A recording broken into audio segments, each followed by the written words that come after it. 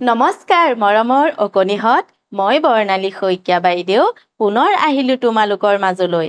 আজি মই লৈ আহিছোঁ তোমালোকৰ এই স্পন্দন পাঠ্যপুথিখনৰ দ্বিতীয় অধ্যায়ৰ 5 নম্বৰ অংশটি। আহাচোন এই অংশটিত কিনো আছে চাওঁ। প্ৰথমতে এটা দফা দি থোৱা আছে, আহাচোন পঢ়ি চাওঁ কিনো আছে।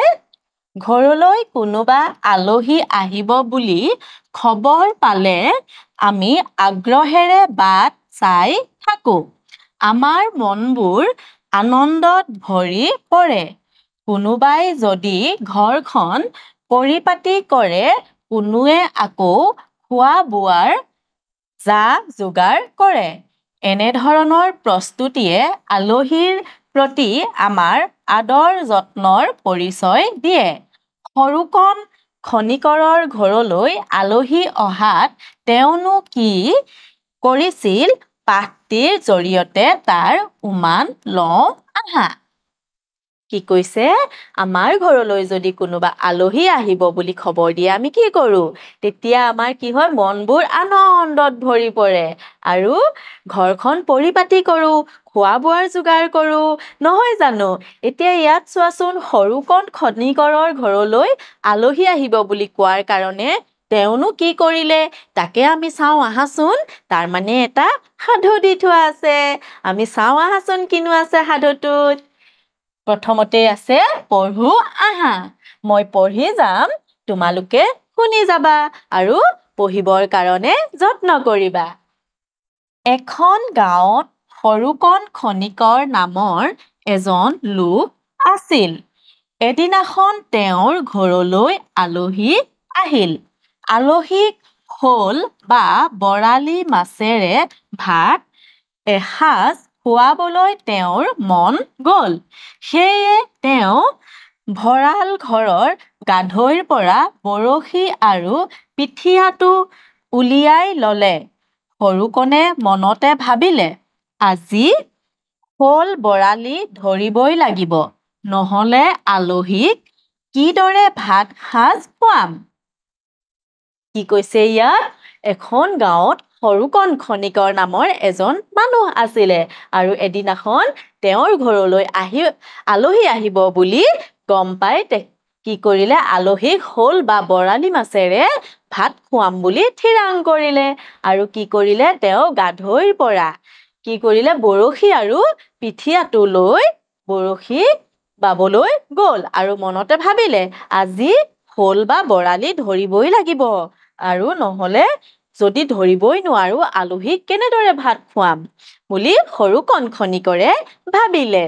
তাৰ পাছত কি হ'ল চাওঁ আহাচোন।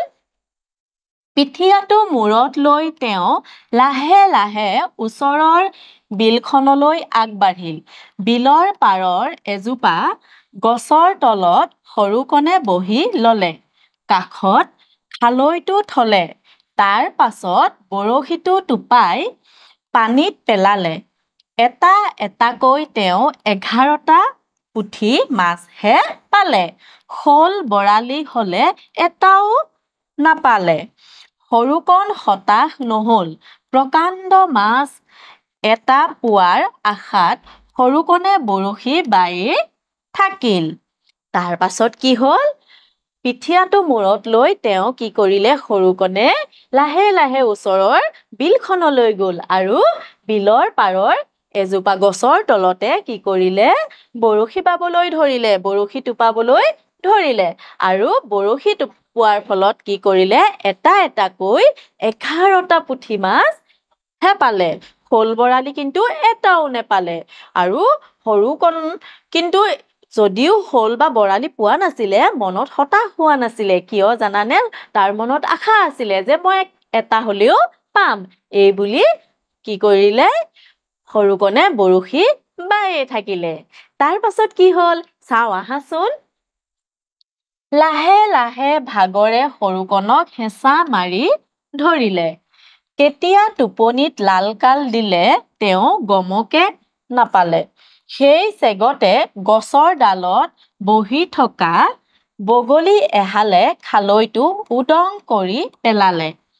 অলপ পাছতে পশ্চিম আকাশত আহঁতজোপাৰ পাছফালে ৰঙচুৱা বেলিটো লুকাল দূৰৈত বাজি উঠা ঘণ্টাৰ শব্দত সৰুকণে সাৰ পালে তাৰ পাছত কি হ'ল বৰশী যেতিয়া বাই আছে কি হ'ল লাহে লাহে সৰুকণৰ ভাগৰো লাগিল তথাপিও সৰুকণে শ'ল বা বৰালি মাছ নাই পোৱা তাৰ পাছতে কি হ'ল কেতিয়ানো শুই থাকিলে গমকে নাপালে আৰু সেই চেগতে কি কৰিলে বাৰু গছৰ ডালত বহি থকা বগলীয়ে হালে কি কৰিলে খালৈ পৰা মাছবিলাক উলিয়াই খাই পেলালে তাৰ পাছতে যেতিয়া কি হ'ল বেলি ডুবিবৰ হ'ল মানে পশ্চিম আকাশত আহঁতজোপাৰ পাছফালে ৰঙচুৱা বেলিটোৱেও লুকাল মানে বেলি যেতিয়া মাৰ যাব হ'ল বেলি ডুবিব হ'ল তেতিয়াহে দূৰৈত ঘণ্টা এটা বজাৰ লগে লগে সৰুকণে সাৰ পালে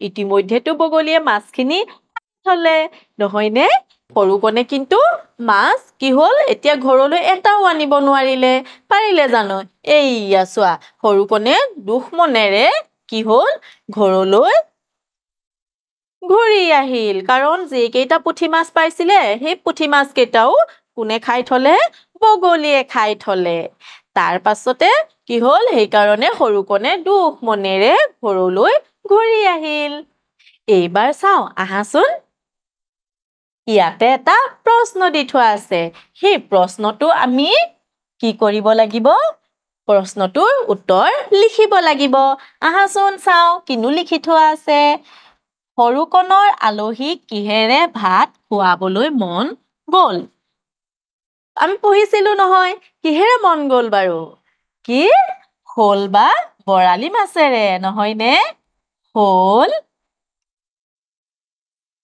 বৰালি